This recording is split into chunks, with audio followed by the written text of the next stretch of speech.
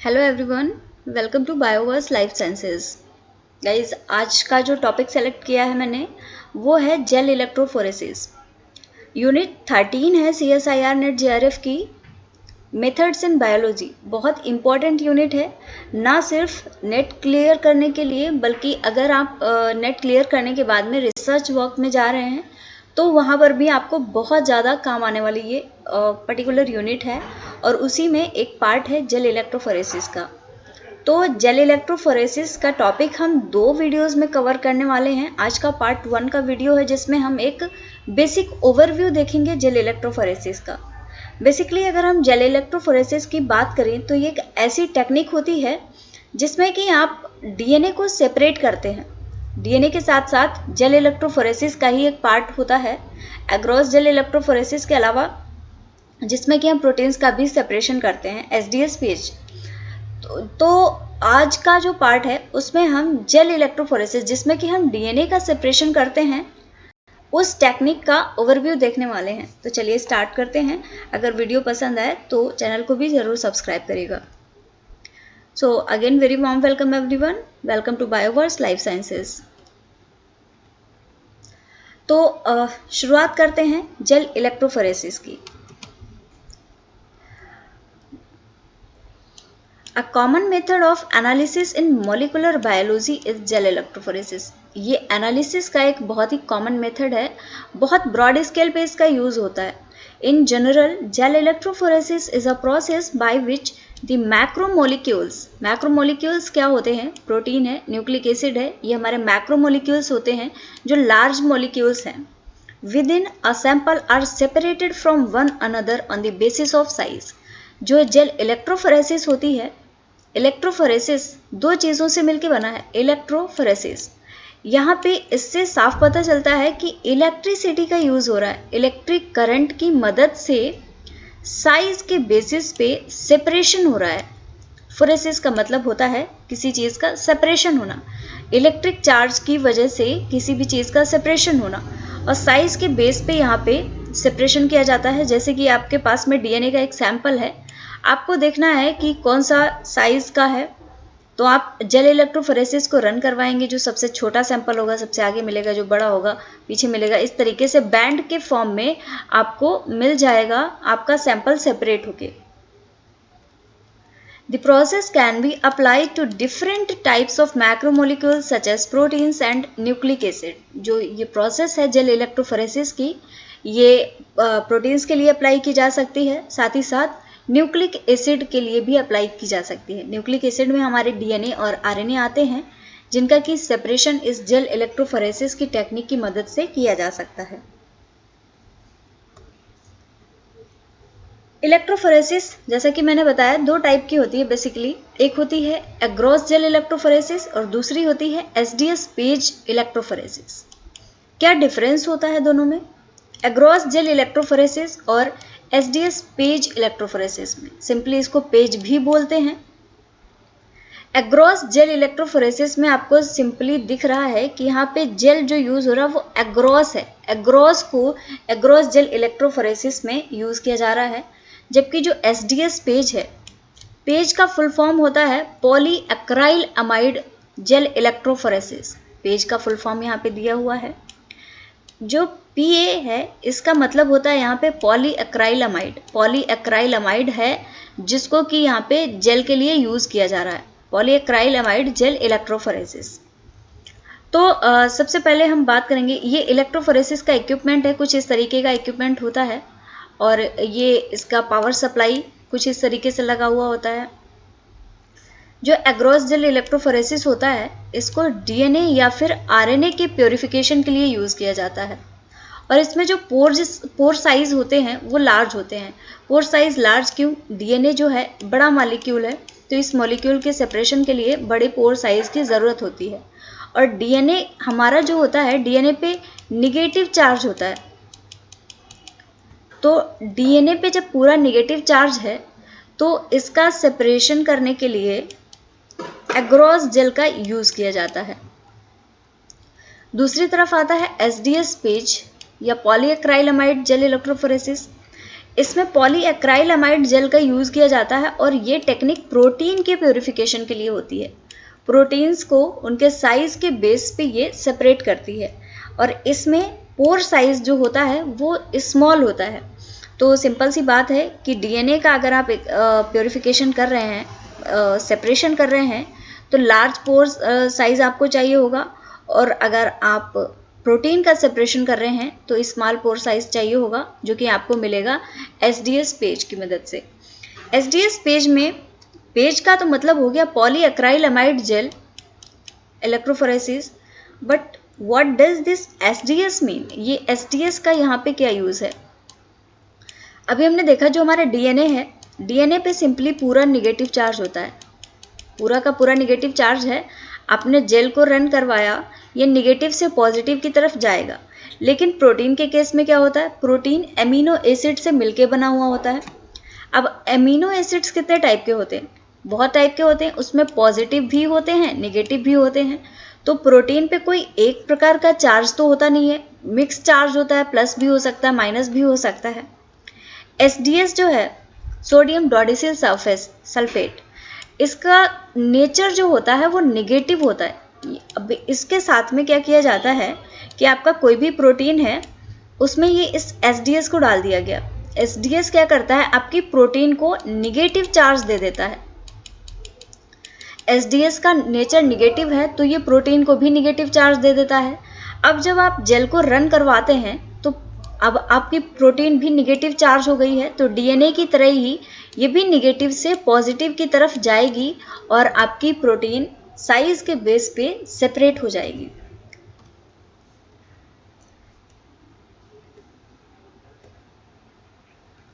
The basic idea behind gel electrophoresis is that you will force the macromolecules through a porous matrix।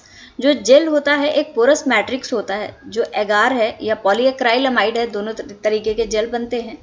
Jail को बनाया जाता है तो इसमें पोर साइज बहुत मैटर करता है। जैसे कि अगर आपको डीएनए का सेपरेशन करना है, आपको बड़े पोर साइज चाहिए होंगे जेल में। तो बड़े पोर साइज को बनाने के लिए क्या करना होता है? एक कंसेप्ट होता है कि आपको जेल की कंसंट्रेशन लेनी होती है। जैसे कि आपने 1% कंसंट्रेशन लिया और आपने 0.5% का कंसंट्रेशन लिया। अगर मैं आपसे पूछूं कि कौन सी कंसंट्रेशन ऐसी है जिसमें कि पोर साइज ज़्यादा होगा, तो आपका आंसर होगा कि 0.5%। अगर आप 0.5% एगार लेके और उससे सेपरेशन करवा रहे हैं तो उसमें पोर साइज बड़ा बनेगा। लेकिन अगर आपने 1% का जेल लिया है तो उसमें जो पोर साइज होगा वो स्मॉल होगा। अब इसके पीछे क्या रीज़न है? इसके पीछे रीज़न ये है, आप 0.5% एगार ले रहे हैं। 0.5% एगार का मतलब है कि एगार की कंसंट्रेशन लेस ले रहे हैं। लेकिन अगर आप 1% ले रहे हैं तो आपने क्या किया? कंसंट्रेशन आपने डबल कर दी। 0.5 का डबल होता है 1%, मतलब कि कंसंट्रेशन डबल कर दी।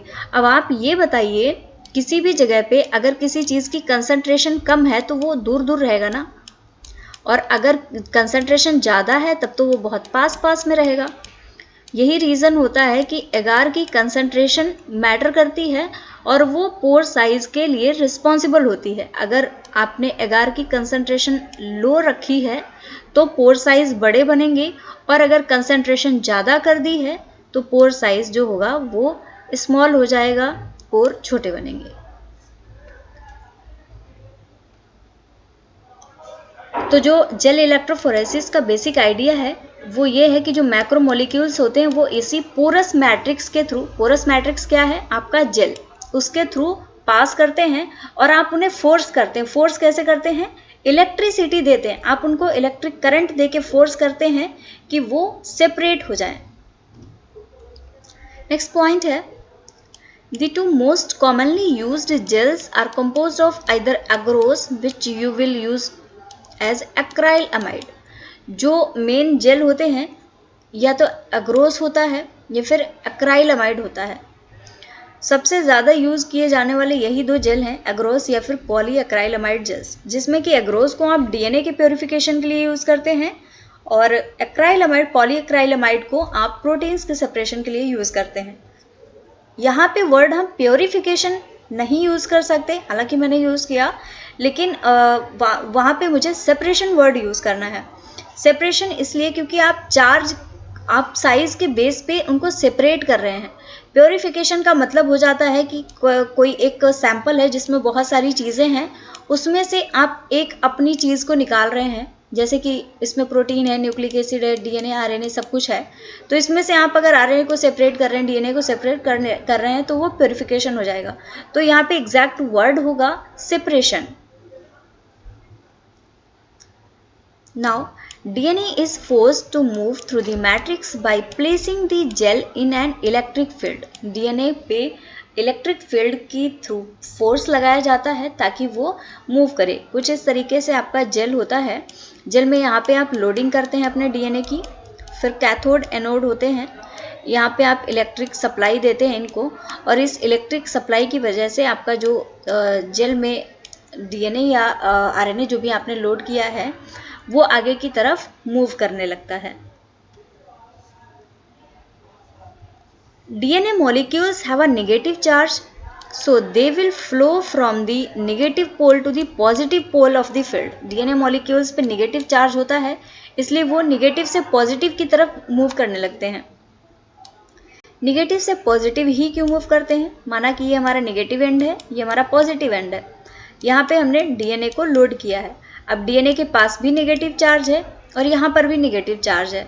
आप सभी ने ये कंसेप्ट तो ज़रूर ही पढ़ा होगा कि जो अगर पॉजिटिव पॉजिटिव या नेगेटिव नेगेटिव एक साथ में है, मतलब अगर सेम चार्जेस एक साथ में हैं तो वो एक दूसरे को रिपेल करते हैं, एक दूसरे से दूर भागते हैं। तो उस रिपल्सन फोर्स की वजह से ये डीएनए आगे की तरफ मूव करेगा। और आपने ये भी कंसेप्ट जरूर पढ़ा होगा कि negatives attract to opposite poles attract each other. तो अगर ये नेगेटिव है, ये पॉजिटिव है, तो ये अट्रैक्ट करेगा और ये आगे की तरफ मूव कर जाएगा। The DNA molecule however do not flow freely in the field. जो DNA molecule है ये freely flow नहीं होता है। Instead, the gel acts like a sieve to impede the migration of the DNA molecule. ये freely नहीं move कर रहा होता है। जो आपने जेल बनाया है, जेल के जो पोर्स हैं, उन पोर्स के थ्रू ये ऐसे नहीं स्मूथली यहाँ पे जेल है ये निकल जाए, ये पोर्स में ऐसे फंसता फंसाता धीरे धीरे आगे की तरफ बढ़ता रहता है। Showing the rate at which they move towards the positive pole. अब यहाँ पे जैसे कि ये जेल है आपका और यहाँ पे इसके पोर्स बने हुए हैं, इसमें से डीएनए क्या है, अगर बहुत लंबा सा डीएनए है, बहुत बड़ा सा डीएनए है, तब वो क्या है, इसमें फंसता फंसता पहुंचेगा आगे की तरफ, बहुत धीरे धीरे, बहुत बाद में पहुंचेगा। ये जेल बैंड आपको कहीं बहुत पीछे मिलेगा। लेकिन छोटा सा गोलू मोलू सा आपका डीएनए है, फटाफट पोर्स को क्रॉस करके आगे पहुंच जाएगा। तो इसका मतलब है जो सबसे छोटा है वो सबसे आगे, उससे बड़ा उसके पीछे, उससे बड़ा उसके पीछे, और इस तरीके से आपको एक लैडर मिल जाएगा, एक सीक्वेंस मिल जाएगा आपका, आपने जो डीएनए लोड किया हुआ है। The key to separating DNA molecule is that larger molecules are more strongly impeded by the gel than the smaller molecules. ये कहना ये चाह रहे हैं कि जो लार्जर मॉलिक्यूल्स होते हैं, आपने जेल बनाया है, जेल में ये पोर्स हैं, तो बड़े मॉलिक्यूल्स जो होते हैं ये पोर्स के द्वारा इधर उधर फंसते रहते हैं, लेकिन जो छोटे छोटे से मॉलिक्यूल्स होते हैं वो इजिली आगे पास कर जाते हैं। As a result, smaller molecules of DNA, जो छोटे molecules होते हैं DNA के, those composed of fewer nucleotides. Small molecule से मतलब क्या है, DNA किस चीज़ से बना है, न्यूक्लियोटाइड से बना है। तो स्मॉलर मोलिक्यूल ऑफ डीएनए का मतलब है, छोटा सा डीएनए है, उसका ये मतलब है कि उसमें बहुत कम न्यूक्लियोटाइड्स हैं, इसीलिए वो छोटा सा डीएनए है। Migrates through the gel at a faster rate, और बहुत फास्ट मूव करता है। जो छोटा डीएनए होता है जेल में, उसका रेट फास्ट होता है मूवमेंट का। कुछ इस तरीके का इक्विपमेंट होता है पूरा। यहाँ पे आप देख सकते हैं, ये आपका हाई मॉलिकुलर वेट स्पीसीज है, आपने डीएनए लोड किया हुआ है। ये लो मॉलिकुलर वेट एनालिसिस। यहाँ पे होता क्या है, ये आपका मेन इक्विपमेंट है। यहाँ पे पावर सप्लाई है, कैथोड और एनोड जुड़े हुए हैं। एनोड होता है पॉजिटिव वाला, जो एंड होता है उसको हम एनोड बोलते हैं, जो नेगेटिव एंड होता है उसको कैथोड बोलते हैं। नेगेटिव इंड साइड पे ही हम लोडिंग करते हैं। ये वेल्स होती हैं कुछ इस तरीके से, कॉम्ब लाइक वेल्स बनी हुई होती हैं जेल में, जहाँ पर आप अपने डीएनए को या सैंपल को लोड करते हैं। यहाँ पे इस सैंपल को लोड किया गया है। इलेक्ट्रोफोरेटिक बफर है, यहाँ पे बफर होता है जिसमें कि ये जेल आपका डूबा हुआ रहता है। बफर की ज़रूरत क्यों पड़ती है? आपने एग्रॉस जेल डाला है, अब ये जो जेल है ये भाई आपने इसके ऊपर अगर कोई भी लेयर नहीं रखी, इसमें कोई भी मॉइस्चर नहीं है, ये सूखने लगेगा, इस पे स्मूथ फ्लो नहीं हो पाएगा। जो डीएनए मूव कर रहा है वो स्मूथली फ्लो नहीं कर पाएगा, इसलिए इस जेल को बफर में डुबा के रखा जाता है ताकि स्मूथली आपका जो डीएनए लोड है वो फ्रीली आगे की तरफ मूव कर सके। जब आप पावर सप्लाई को कनेक्ट कर देते हैं तो आपका जो यहाँ पे आपने सैंपल लोड किया था वो सैंपल अपने साइज के बेस पे आगे बढ़ने लगता है। जो सबसे छोटा होता है वो बहुत जल्दी से भाग के आगे पहुंच जाता है, लेकिन जो बड़ा रहता है वो यहीं पे फंसा रह जाता है। जैसे आप देखिए कि किसी ह्यूमन बीइंग की अगर हम कंपैरिजन करें, दुबला पतला सा इंसान है, बहुत जल्दी से भाग जाएगा, बहुत दूर तक पहुंच जाएगा। लेकिन एक अच्छा खासा इंसान है, पहलवान मोटा तगड़ा इंसान है, वो भागेगा, थोड़ी दूर तक दौड़ेगा, फिर थक जाएगा, फिर वो धीरे चलेगा और उस स्पीड से नहीं चल पाएगा जिस स्पीड से दुबला पतला इंसान बहुत आगे तक पहुंच जाता है। तो सेम वही केस होता है इनके साथ में।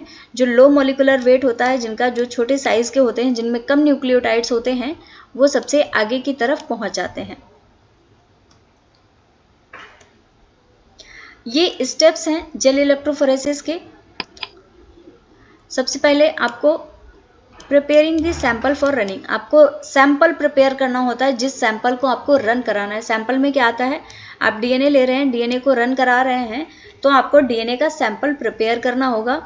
उसके बाद में क्या होता है, जब आपका सैंपल प्रिपेयर करना हो जाता है, then an agarose TAE gel solution is prepared. फिर एक एग्रोस का सोल्यूशन बनाया जाता है जिसको कि टीएई बफर में सोल्यूशन को प्रिपेयर किया जाता है। अब जेल की कास्टिंग होती है। जेल की कास्टिंग का मतलब है एक जो प्लेट होती है, जेल वाली ट्रे होती है, उसमें आप जेल को पोर करते हैं, उसको जेल की कास्टिंग बोलते हैं। नेक्स्ट क्या करते हैं, setting up the electrophoresis chamber. उसके बाद में इलेक्ट्रोफोरेसिस के चैम्बर का सेटलमेंट किया जाता है, सेटिंग कर दी जाती है। Then loading the gel, gel को लोड कर दिया जाता है। जेल को लोड करने के बाद में इलेक्ट्रोफोरेसिस की प्रोसेस होती है and further stopping electrophoresis and visualising the DNA. उसके बाद में जब आपका सारा डीएनए मूव कर चुका होता है, तो जब तक आपका डीएनए मूव कर रहा है, जैसे कि अगर यहाँ की बात करें, यहाँ से डीएनए मूव करना शुरू हुआ, लास्ट तक ये पहुँचने से पहले ही आप इलेक्ट्रोफोरेसिस को स्टॉप कर देते हैं। स्टॉप क्यों? अगर आपने कंटिन्यूअसली इसको पावर सप्लाई दी तो ये इसके आगे निकल जाएगा, बैंड आपका बाहर चला जाएगा, फिर आप क्या देखेंगे। इसीलिए इलेक्ट्रोफोरेसिस को स्टॉप करना होता है। जैसे ही आपको यहाँ पे बैंड्स मिलने लगते हैं कॉर्नर पे, और फिर आप डीएनए को अपने विजुअलाइज करते हैं। तो गाइज ये पहला पार्ट था जिसमें कि मैंने बहुत ज़्यादा डिटेल में नहीं बताया, एक ओवरव्यू बताया है। एग्रोस जेल इलेक्ट्रोफोरेसिस का डिटेल मैं 1-2 दिन में वीडियो अपलोड करूँगी, पूरा डिटेल्ड, और उसमें इन स्टेप्स को हम बहुत ही डिटेल में समझेंगे, और भी कुछ चीज़ें जो कि इसमें रह गई हैं वो भी हम नेक्स्ट वीडियो में पढ़ने वाले हैं। सो thank you very much everyone, thank you for watching this session. बने रहिए बायोवर्स के साथ में, और अगर आपको हेल्प मिलती है हमारे वीडियो से तो आप हमें भी थोड़ी सी हेल्प कर दीजिए हमारे चैनल को सब्सक्राइब करके। So thank you very much everyone, take care and सुरक्षित रहिए आप लोग। कोविड का नया वेरिएंट भी आ गया है, तो आप सभी अपना ख्याल भी रखिए, एंड मिलते हैं नेक्स्ट वीडियो में। तब तक के लिए tata bye bye, good night, take care.